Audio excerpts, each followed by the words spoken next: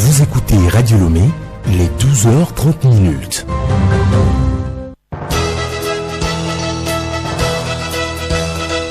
Le journal Milek Agbokou.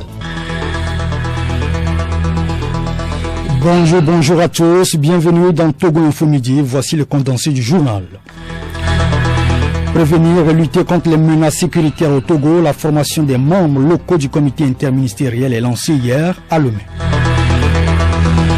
Comme si c'était hier, la grève générale dite illimitée et non négociable à 30 ans. Les témoignages ne cessent de nous parvenir. Vous suivrez en fin d'édition Adrien Beleki, ancien syndicaliste. Encore quelques jours, la COP27 va rentrer dans l'histoire. Les grandes lignes à retenir de ces rendez-vous dans ce journal. Et puis sport, amener les jeunes à s'intéresser davantage aux disciplines sportives. Cette préoccupation a fait l'objet d'une conférence hier au ministère des Sports et des Loisirs.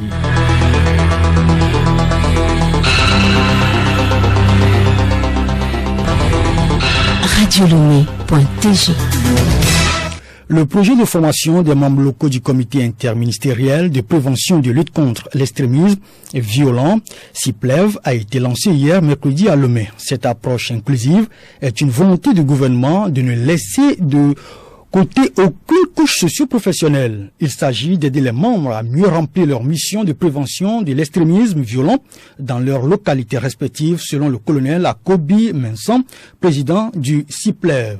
Donc le projet de renforcement des capacités du CIPLEV vise à nous accompagner à renforcer les comités locaux que nous avons mis en place en 2019 dans la région des Savanes, en 2020 dans la région centrale et en 2021 dans la région de la Kara. Donc aujourd'hui, avec ce projet-là, nous allons retourner sur le terrain, travailler avec nos comités, nous allons leur présenter la situation actuelle, les nouvelles dynamiques de l'extrémisme violent et surtout le rôle qu'ils ont à jouer auprès de leurs différentes communautés. Ce projet a eu l'appui financier de l'ambassade des États-Unis au Togo. Lutter contre ces extrémismes violents, c'est sauvegarder la paix et donc pas de grève. En parlant justement de la grève, difficile à oublier, la grève générale illimitée dite non négociable. Cela revient dans l'esprit des Togolais comme si c'était hier. 30 ans déjà, les Togolais se souviennent lorsqu'on aborde le sujet et se prononce au micro de Junior Koudramé. J'ai dit on a couru et on est allé rester dans nos villages pour vivre là-bas un peu. Ce qui s'est passé en ce moment, certains ont changé, mais beaucoup reste à faire. Par exemple, la vie politique nationale est un échec. Ce sont des événements que nous ne pouvons jamais oublier. Beaucoup sont morts et blessés. Des dégâts matériels énormes. Ce sont des choses que nous ne voulons plus. Le décès a eu beaucoup de souffrance. Les innocents sont morts. Honnêtement, elle reste toujours un mauvais souvenir. Dans le temps, n'a pas été obligé de fuir avec nous. On s'est réfugiés dans son village. C'était pas du tout facile puisqu'il n'y avait pas de salaire, il y avait plus de revenus, tout trouver à manger même. C'était compliqué. Et vu qu'on n'est pas habitué à la vie du village, vous imaginez un peu. Très mauvais souvenir. Grève générale dite illimitée et non négociable. Poro Kadanga, député à l'Assemblée nationale, ancien directeur régional de l'éducation, partage ici son expérience de cette période. Pendant cette grève, certains professeurs qui étaient au nord ont abandonné leur poste pour replier vers le sud. Et moi, personnellement, en tant que bibliothécaire archiviste, j'ai dû prendre les cours de SVT dans une classe de 3e pour aider les enfants à préparer leurs examens. Et quand ce professeur est revenu après le calme, les élèves ne voulaient plus de lui. Ces professeurs se sentaient menacés ou se disaient menacés, tout simplement parce qu'ils n'étaient pas dans leur zone, dans leur région d'appartenance. C'est tout. Sinon, il n'y a jamais eu de menace des gens au nord contre leurs frères du sud. Mais les gens se sentaient menacés, ils quittaient leur poste pour revenir. Cette période de grève-là, la population togolaise, ensemble, nous avons montré le vrai mauvais visage du Togolais par rapport à notre comportement, notre visage de division nord-sud. Le député Poro Katanga garde toujours un goût amer de cette grève jusqu'aujourd'hui. La répercussion de cette grève sur l'année scolaire, d'abord les résultats n'étaient pas bons. On a dû faire 2 examens différents, un au nord et après l'autre au sud. Et même jusqu'à présent, moi je confirme que Cette répercussion a eu des incidences sur le système éducatif. Aujourd'hui, certains ont fait de la paresse leur loi. La plupart de ces personnes-là, de ces années 90, ils veulent des biens, mais ils ne veulent pas travailler. Vous écouterez d'ailleurs Adrien Beliki, ancien syndicaliste, vers la fin de ce journal. 12h35 à Lomé, la capitale togolaise où nous émettons. 12h35 également à Dakar au Sénégal et à Yamoussoukro. La décision de Yamoussoukro pour la mise en œuvre du marché unique du transport aérien africain Mouta est célébrée pour la 23e fois cette année. À ce rendez-vous de Dakar, les parties prenantes ont réaffirmé leur engagement à concrétiser les objectifs contenus dans cette décision. Clarisse Tombité. Pour faciliter la connectivité entre les grandes villes d'Afrique, une politique africaine est en marche pour un transport aérien. Tout récemment, les États prêts et volontaires à mettre en œuvre le marché unique du transport aérien africain, dit MUTA, ont lancé le projet à Dakar au Sénégal. Ce lancement coïncide avec le 23e anniversaire de la décision de Yamoussoukro. C'est le ministre Afo Atchadedi, ministre des Transports aériens et ferroviaires, qui a représenté le chef de l'État togolais, Faure Essouzouana Gnassingbé. Cette action permet de s'engager en faveur des avantages continentaux, de la mise en œuvre complète de la décision de Yamoussoukro et du MUTA, afin de contribuer au succès de l'agenda 2063 de l'Union africaine et au développement socio-économique des États respectifs et du continent. Vivement que le continent ait son transport aérien africain pour bien convoyer les colis des Nana Benz togolaises. Elles sont parmi les premières femmes d'affaires millionnaires, voire milliardaires en Afrique de l'Ouest et particulièrement au Togo. Les Nana Benz se sont montrées expertes en commerce international avec la vente des pagnes wax hollandais. Comment sauvegarder ce patrimoine? Comment s'organisent ces Nana Benz pour commander les pagnes et quel est l'avenir des dessins ou motifs togolais face à ceux chinois? Suivez des éléments de réponse dans ce magazine. Signature Geneviève Pognon. Dans les années 2000, un nouvel acteur a envahi le marché, le géant chinois, avec ses motifs. Ainsi, la ruée des nouvelles commerçantes vers ces motifs a créé une concurrence remarquable, ce qui a cassé la clientèle des was hollandais. Que vit Ayoko Liliane, fille de Nana Benz, commerçante de was, parle de l'avenir du pagne au Togo. On peut dire qu'on vit avec le pagne tous les jours comme on respire de l'air. Parce que quand un enfant naît, on l'entoure du pagne. Il y a des funérailles, il y a des naissances, il y a des mariages, il y a des dots. On utilise le pagne. Mais le commerce du pagne qui a un avenir encore au Togo, moi vraiment, sincèrement, je ne vois pas. Avec tout ce qu'il y a maintenant, des pagnes à 500 francs, le double il y a à 1000 francs, de gauche à droite et tout. Et avec l'argent qui se fait rare pour le visco aussi. Pour les femmes qui sont au marché, chacun se débrouille. Là où tu peux trouver à manger, tu t'assois là-bas. Si c'est le Phoenix, le Target ou bien les pagnes à 1000 francs que toi aussi tu vas vendre pour être heureuse, pourquoi pas? Ceux qui ont grandi dans le visco aussi vont continuer dans le visco. Elle faisait donc la loi sur le marché togolais en matière du was hollandais. Les Nana Benz fournissaient ces tissus pagne au Togo, dans la sous-région et aussi en Afrique centrale. Bref, Lomé était alors la capitale du was hollandais. Que vit Ayoko Liliane revient sur la commande des pagnes. À l'époque, tout le monde avait son dessin. C'était l'exclusivité à la VAC qui est devenue la VAC aujourd'hui. Et moi, ma mère, Madame Kovi Jessie, née de Brousse, elle avait comme dessin le riz, le gingembre, gabati, lunettes, macaïva, et BCV. Ce tissu, tu ne pouvais que trouver ça chez Madame Kovi Jessie, pas ailleurs. Elle avait le monopole. Elle pouvait vendre ça aujourd'hui à 2 francs, demain à 10 francs, après demain à 50 francs. Mais maintenant, il n'y a plus de monopole. Tout est mélangé comme de la Macédoine. Chacun fait ce qu'il veut. Face à la perte de la notoriété d'antan de Nana Benz, les autorités du pays prennent des dispositions pour permettre à ces femmes de reprendre leurs activités et sauvegarder ce patrimoine pour les générations futures. Sur ce sujet, nous avons sollicité les acteurs du commerce qui n'ont pas voulu réagir. Kwevi Ayoko Liliane donne son point de vue. Il y a à peine 2 mois, le ministre Adedje nous a convoqués au ministère du Commerce pour nous livrer une doléance du chef de l'État qui aimerait ouvrir un musée au Nana Benz et puis nous aider après ce qui s'est passé, le marché qui a brûlé et tout nous accompagner. Mais nous on attend que ce jour, pour que ce jour vienne. Faut pas qu'on attende encore juste comme un cadeau de Noël. Après on nous dira que on n'a pas été ça, c'est pour ça que le Père Noël n'est pas venu. Vivement que ces actions aboutissent pour l'honneur de ces femmes qui ont fait rayonner le Togo à travers les activités commerciales. Geneviève Pognon, voici un communiqué du ministère délégué chargé de l'enseignement technique et de l'artisanat qui vient de nous parvenir. Il est porté à la connaissance des candidats ayant pris part au concours d'entrée à l'École nationale de formation sociale, session du 24 septembre 2022, et que les résultats des admis sont affichés à l'École nationale de formation sociale à Lomé, Université de Lomé, et dans les directions régionales de l'action sociale, de la promotion de la femme et de l'alphabétisation. Par ailleurs, les candidats admis effectueront leur rentrée académique le lundi 21 novembre 2022 à 7h30 à l'École nationale de formation sociale à Lomé. Signé la ministre de l'Action sociale, de la promotion de la femme et de l'alphabétisation à Jovi Lolonyo Apedo, Anna Koma. Le journal Milek Agbokou. La 27e COP, la conférence des partis sur le climat, suit son cours en Égypte. Cette COP, dite 5e COP africain, a lieu dans un contexte international peu propice pour progresser sur le chemin de la lutte contre le réchauffement climatique qui fait sentir ses effets de plus en plus. Que retenir à ce stade de cette grande messe sur le climat? Juliette Kamde. Les discussions sont souvent tendues à Tchamelchek et achoppent sur certains points. Le bruit courait dans les couloirs de la COP.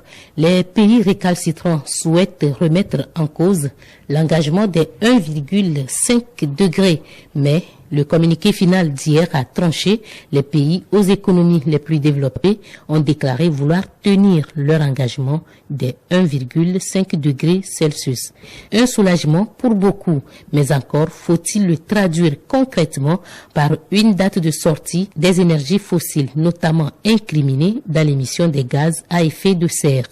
Une autre préoccupation, les Africains n'ont toujours pas d'avancée notable sur les points qui leur tiennent à cœur. Si ces derniers demandent des financements pour s'adapter au changement climatique et réparer des dégâts qu'ils subissent déjà, les pays développés, eux, misent sur l'atténuation par la baisse mondiale des émissions.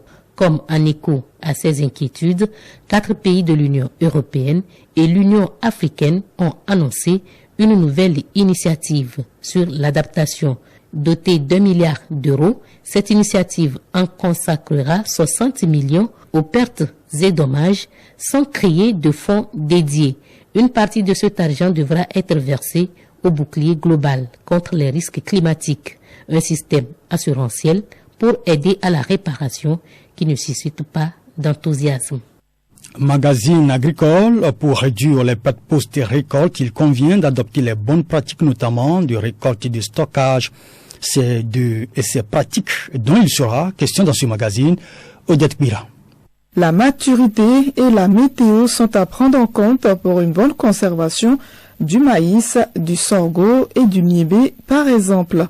Dadjo Bagilma, ingénieur agronome à l'ICAT. Il est recommandé par les services techniques lors de la récolte de s'assurer de la maturité des grains. Éviter de récolter dans les mauvaises conditions météorologiques. Éviter la contamination avec le sol lors de la récolte également. Pour le cas du maïs, on peut perdre les grains si on le laisse plus longtemps au champ après la maturité. Donc pas plus de 40 jours après que les épis se courbent sur la tige. Car le champ constitue un milieu fortement infecté et infesté d'insectes et de micro-organismes. Il est recommandé de faire le pré-séchage du sorgho, du niébé, du soja ou de maïs. Ce dernier qui se fait avec les épis pour réduire les risques de pourriture et de brûlure lors de l'égrenage et du battage. Autre bonne pratique à observer avant l'égrenage, retrouvons Dadjo Bagilma. Avant l'égrenage, il est conseillé de trier les bons épis, c'est-à-dire les épis bien remplis, comportant des grains sains et non troués. De trier les épis dégradés, attaqués par les rongeurs, les insectes et les moisissures, les éliminer du stock. Lors du séchage, il faut veiller à faire le séchage sur les aires propres, bien nivelées scellés pour éviter la contamination par les impuretés physiques telles que les cailloux, les herbes et les insectes. Utilisez une aire de séchage en béton ou à défaut, il faut utiliser une bâche. Lors du séchage, veillez à ce que la couche de grains sur l'air ne soit pas trop épaisse, au plus 5 cm. Autrement, les grains qui sont en dessous de la couche superficielle ne sécheront pas vite. Il est conseillé de faire le séchage sous le chaud soleil de midi pendant 4 heures par jour au moins, jusqu'à séchage complet. Donc, il est conseillé de le faire entre 11 heures et 15 heures. Les grains sécheront plus vite et le séchage des grains sera uniforme s'ils sont retournés plusieurs fois dans la journée. La suite des bonnes pratiques de conservation des légumineuses et céréales, c'est pour jeudi prochain. Yao Kamake, merci de nous rejoindre sur ce plateau. Votre entrée annonce donc les sports, n'est-ce pas? Animation hier à Lomé d'une conférence de presse par le ministère des Sports et des Loisirs. Il a présenté un chef-d'œuvre d'un groupe d'artistes avec pour objectif amener les jeunes scolaires et universitaires à se donner davantage au sport dans toute sa globalité. C'est un groupe d'artistes déterminés à accompagner le ministère dans sa volonté de faire aimer le sport aux jeunes. À la tête de ce groupe se trouve Santrinos Raphaël. La motivation, c'est de pouvoir faire de nos jeunes frères et sœurs des modèles dans différents sports que nous avons. Le titre du morceau, d'abord, c'est « Allons chercher la victoire ». Donc, les centres pourront dénicher ces talents-là et en faire des grandes stars du sport dans le futur. Le directeur des sports scolaires et universitaires Ayouba Zibo a saisi l'occasion pour donner le bilan de la dernière saison scolaire et universitaire et annoncer pour bientôt la nouvelle saison à Bafilo avec des innovations. Les innovations, c'est que vous avez pu constater que, compte tenu de la Covid, l'année dernière, il avait été inscrit que 2 disciplines, le football et l'athlétisme. Cette année, nous passons de 2 disciplines à 5 disciplines. Il y a le football, il y a l'athlétisme, il y a le handball, il y a la natation et le judo. Ça reste des innovations parce que nous avons déjà organisé le championnat scolaire et universitaire dans plusieurs disciplines, mais rarement on a fait qu'à un sport de combat et un sport nautique. Championnat de football de 2e division, la première journée démarrée hier se clôture ce jeudi avec 2 rencontres. Le CDF Aknour accueille au municipal de Kara, Agoua FC de Koussuntou, alors qu'à Sokode, Fukpa FC de Dankben a rendez-vous avec Bikenti FC de Bassar. Pour le compte des matchs disputés mercredi, Maranatha de Fiokpo en déplacement à Lomé gagne à Gaza 2-1. Doumbé l'emporte 1-0 devant l'étoile filante. Koroki Métété de Tchamba domine la jeunesse club d'Agoué JCA 3-1. Arabia 2, Kotoko 0. Même score de 2-0 en faveur de Ifodé devant Fouadan. Merci Yao Kamake. Comme annoncé plus haut, voici l'entretien avec Adrien Beliki à côté, l'un des acteurs de la grève du 16 novembre 1992. Il revient au micro de David Chakbera sur les circonstances qui ont conduit à cette grève. Monsieur Adrien Beliki à côté, bonjour. Bonjour. Ancien syndicaliste, vous avez été un acteur principal de la grève générale dite illimitée de ce 16 novembre 1992. Qu'est-ce qui vous a conduit à lancer cette grève? La grève générale a été déclarée illimitée dès le départ. Mais nous devons tenir compte du contexte politique des années 90 et de l'environnement social qui prévalait à l'époque de la grève générale illimitée. Sur le contexte politique, c'était la bataille vers le multipartisme et la liberté d'expression. Et ça qui a conduit également au pluralisme syndical dans notre pays. Si vous vous souvenez, nous avons vécu pendant longtemps sur le joug du parti unique, qui est devenu plus tard parti État, et ensuite avec la Confédération unique. Donc il faut tenir compte de ce contexte. Sur l'environnement social maintenant, c'est que à l'époque, avec tout ce qui se passait, il y avait des problèmes sur le plan de sécurité. Les lieux de travail étaient des lieux de bataille entre les pro-démocratie et les pro-tenants de l'ancien système, et ça devenait difficile à gérer. On enlevait les gens disparaissaient, et les syndicats se sont dit non, pour les travailleurs, il faut qu'il y ait des lieux sécurisés pour qu'ils puissent alors à faire leur travail dans de bonnes conditions. C'est pour cela qu'il a été mis en place à l'époque le collectif des syndicats indépendants.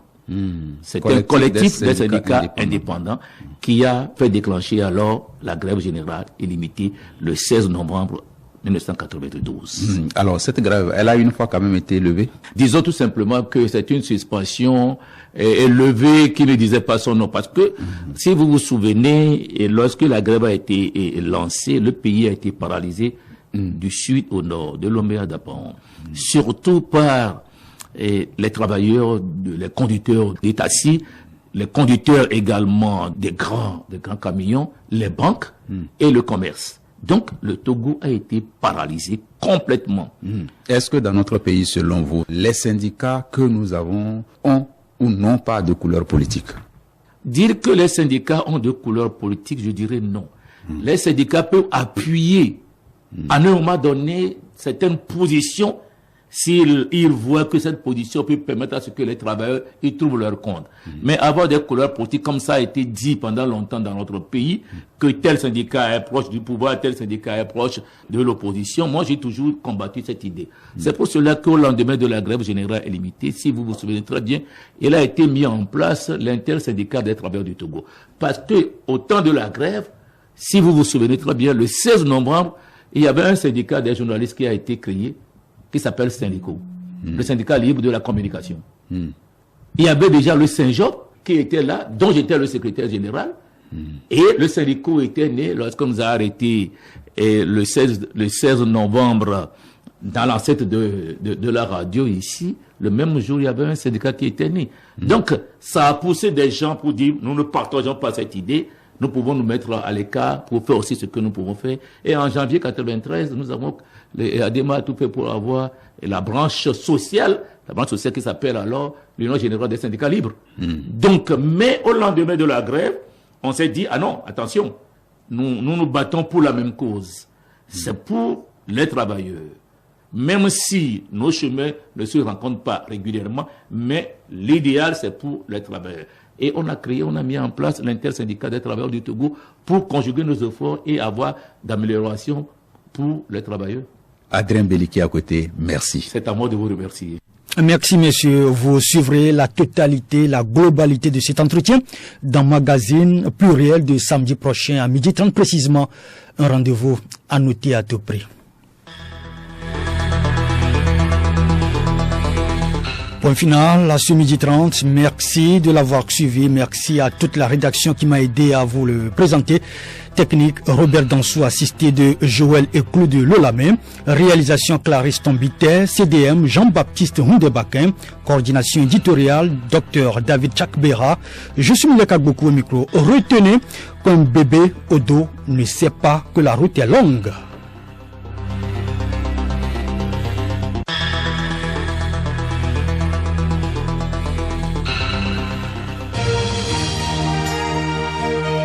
Radio Lomé, boîte postale 434, email radiolomé@radiolomé.tg. Radiolomé.tg